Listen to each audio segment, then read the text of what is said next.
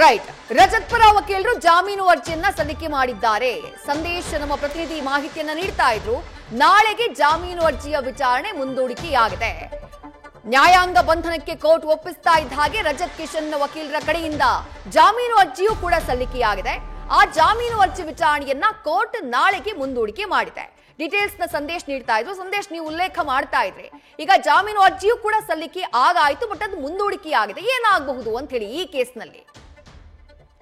ವಿದೇಶಿ ಬಹುತೇಕ ನಾಳೆ ಜಾಮೀನು ಅರ್ಜಿ ವಿಚಾರಣೆ ಸಂದರ್ಭದಲ್ಲಿ ರಜತ್ ಕಿಶನ್ಗೆ ಜಾಮೀನು ಸಿಗುವಂತ ಸಾಧ್ಯತೆಗಳೇ ದಟ್ಟವಾಗಿದೆ. ಯಾಕಂದ್ರೆ ಇವತ್ತು ಜಾಮೀನು ಅರ್ಜಿಯನ್ನ ಯಾವಾಗ ನ್ಯಾಯಾಂಗ ಬಂಧನಕ್ಕೆ ಒಪ್ಪಿಸ್ತಾರೋ ಅದಾದ ಬಳಿಕ ರಜತ್ ಕಿಶನ್ ಪರ ವಕೀಲರು ಕೂಡ ಜಾಮೀನು ಅರ್ಜಿಯನ್ನ ಸಲ್ಲಿಕೆ ಮಾಡಿದ್ದಾರೆ.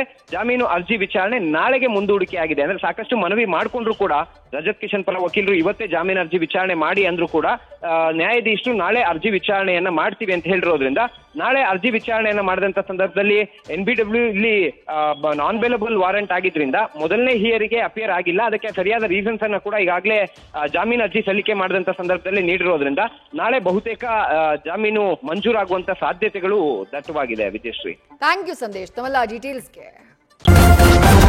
ನ್ಯೂಸ್ ಫಸ್ಟ್ ನಿರ್ಭೀತಿಯಿಂದ ನಿಮ್ಮ ಪರವಾಗಿ.